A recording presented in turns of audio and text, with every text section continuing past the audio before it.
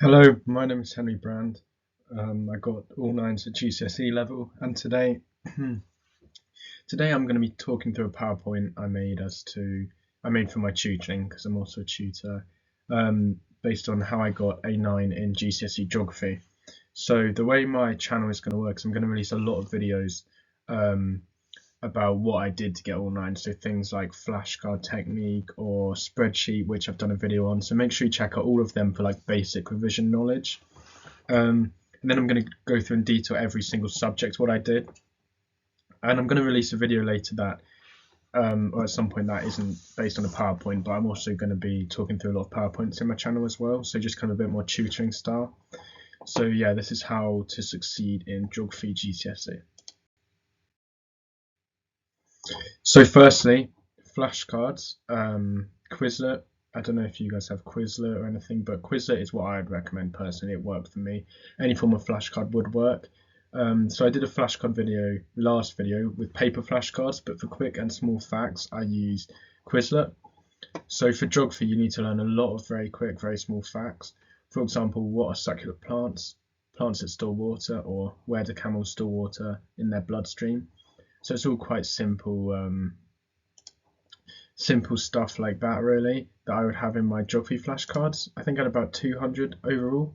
I can place the link to my Quizlet set actually that I did. So the key for geography is lots of small facts. I'd recommend getting a textbook for this and just going through, especially the case studies. Make sure you know all of the facts like that. So Seneca here. This is how much time I spent on geography Seneca at GCSE, 40 hours in total. It's cut out of the writing a little bit here, but I spent so much time on Seneca for geography, especially for geography. It was almost all you needed, the geography Seneca. So I had AQA GCSE geography. I'm going to release a video on how to use Seneca effectively, but all I'd say is that the geography Seneca is very, very good. So going through that gives you a great level of base knowledge that I would highly recommend doing that consistently. It's very good for people aiming for grades sort of 6, 5, 6, 7. I stand by if you complete all of the geography Seneca at least twice, you'll definitely pass geography, and probably get quite significantly higher. So Seneca is great for base knowledge. When you combine that with key facts and flashcards, then it's when you're starting to look very, very good at geography. Exam technique here. So CATS. You guys may have different teachers who say different things. This is the one that works for me. Is CATS, and CATS stands for consequently, as a result, this means that, and therefore.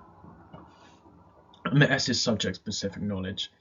So I put literally a hack for geography. Nobody ever used it properly. The key is to know loads of facts and the basics, and then just use CATS to fill it in, and you'll get full marks. So this is in reference to sort of the 6 and 12 markers, 9 markers in GCSE geography.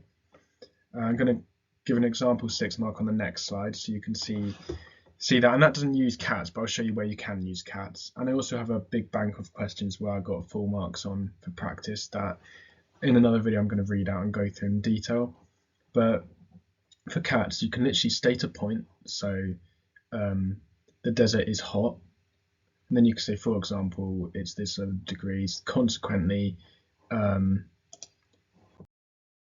this is an example here. So outline 2 ways in which vegetation adapts to the desert climate. Vegetation needs water to survive and grow. So here you could put consequently, oh no, there is less than 250 millimeters of rain per year in a hot desert. And here, consequently, plants need to adapt to gain as much water as they can. So I just put a little C there. Consequently, plants need to adapt to gain as much water as they can. Then you could say something like, as a result, it doesn't have to be in order, but as a result, plants have to have deep taproots up to 10 meters deep so that they can access water stored deep in the soil and rock. An example of a plant that has adapted like this is the velvet mesquite. Plants may lose water quickly due to the hot climate, which can cause rapid transpiration. Plants need to adapt to avoid losing water. Some plants have adapted to this by growing thick, waxy skin. This minimizes water loss. Succulents such as aloe vera are examples of plants that have adapted with thick, waxy skin. So here's 6 out of 6 marks and 1 question. And it's not, as you can see, it's not crazy detailed. It's not crazy complicated. So what they've done is they've kind of had a statement here, two statements at the start. Vegetation needs water to survive and grow, and plants may lose water quickly to the hot climate, and then by extension, which can cause rapid transpiration. So they've made a statement about an adaptation plants need to have. So here it's kind of water, here it's the hot climate, so they might lose water. And then they've kind of detailed that. They've gone into a little bit more detail, so consequently, as a result, that's where you can be using that. So as a result, plants need to adapt to avoid losing water. And that's two sentences. It's really quite simple. Plants might lose water because it's hot. As a result, plants need to adapt to avoid losing water. It's all about extending that. That's what cats and anything like that does. It develops a chain of analysis. So then it just gives an example. Some plants have adapted to this by growing thick, waxy skin. This minimizes water loss. So it's saying how they've adapted and then just extended it that a little bit further and then gave an example. So that's what I'm saying. I'll go into a lot more detail later in other videos, but cats, things like that, try and make sure you just develop your analysis even further. Educate. So any of you guys that have Educate with schools, I really recommend. It's part of my revision plan in general. It's just test yourself in many ways as possible. Educate was great for small facts, things like that. So yeah, I'd recommend Educate as well. And finally, I've got here the spreadsheet. So I've done a video on this. Make sure you watch it. It's really useful for revision. This helps you work out what you're not good at, which is the easiest way to get better. All you need to do is revise what you're not good at and turn everything red into green. So here's an example of biology part of my spreadsheet that I have. I'd rank everything 3 to 1. 1 is very confident, 3 is not confident. So you could do the same with geography. These are available to purchase if you leave a comment below. So then anything green in geography, anything red in geography, I just make sure I revise and got good at, and that allows you to just make sure you're pretty good level at all parts of geography, GCSE. And then also just recommend practice questions, practice papers, things like that.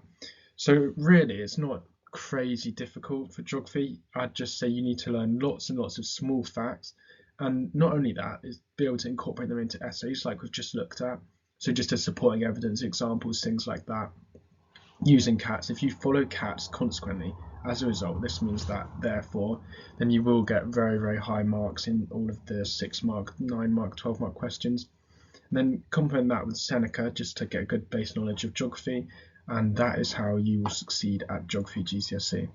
So feel free to leave any questions. I'll answer them all if I can, or email me if you'd like. I'll put that in the description as well.